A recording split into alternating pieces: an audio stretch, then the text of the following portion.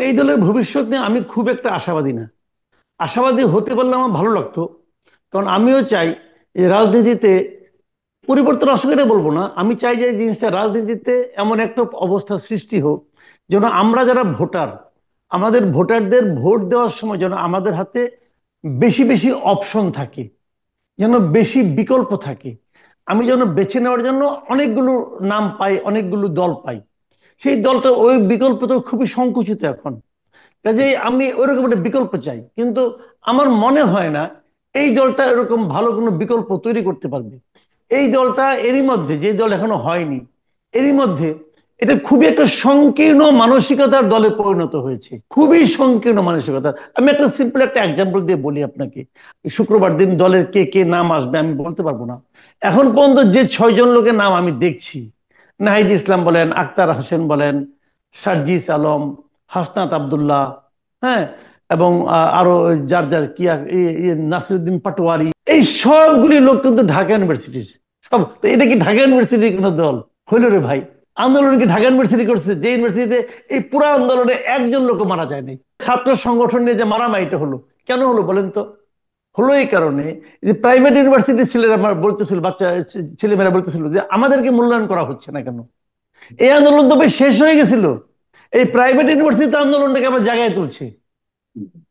তো এদেরকে আপনি একটা জায়গাও দিলেন না। এখানে যে পোস্টগুলি আছে দেখেন আপনি, সভাপতি, সেক্রেটারি, মুখ্য সংগঠক, কি কি মুখপাত্র, সবগুলি ঢাকা ইউনিভার্সিটির।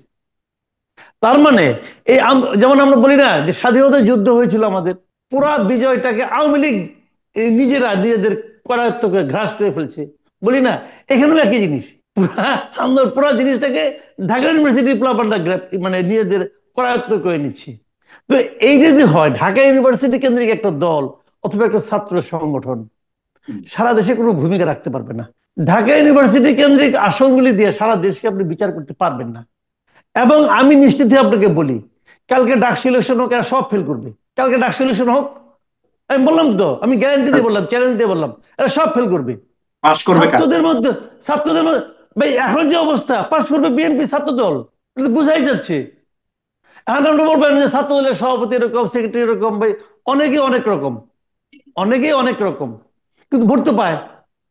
ওই যে আপনার রংপুরে একজন ছিল জাতীয় পার্টি থেকে, করিমউদ্দিন ভরসা, লুঙ্গি পরে পরে ঘুরতো, ইলেকশনে খারাপ তো পাস করতো। তো তাকে তো লোকে ভোট দেয়, ভোট তো দিত না ভাই। যতদিন ফেয়ার ইলেকশন হয়েছে, করিমউদ্দিন ভরসাকে হারানোর লোক তো ছিল না। তো এরকম কাজে আপনি চেহারা দেখে বলতে পারবেন না কে কত ইংরেজি বলতে পারে, কে কত চোস্ত ভাবে কথা বলতে পারে, বিদেশি ব্র্যান্ডের পোশাক পরে, অথবা কত দামি গাড়ি চড়ে, এগুলি কোনো বিষয় না।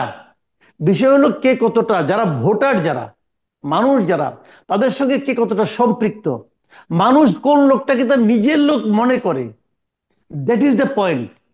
যে এই পয়েন্টে যদি আপনি হিসাব করেন, এই সমন্বয়কদেরকে, যারা সমন্বয়ক হিসেবে এখন পরিচিতি পায়, সমন্বয়ক বললে পরে ডিসি অফিসে, ডিসি পর্যন্ত তার কথা শুনতে আগ্রহী হয়ে ওঠে, নাহলে ভয় পায়, যারা আছে, এদেরকে কি জনগণ নিজের লোক মনে করে? গত 6 মাসে তারা এটুকুই অর্জন করছে যে তারা জনগণ থেকে দূরে সরে গেছে।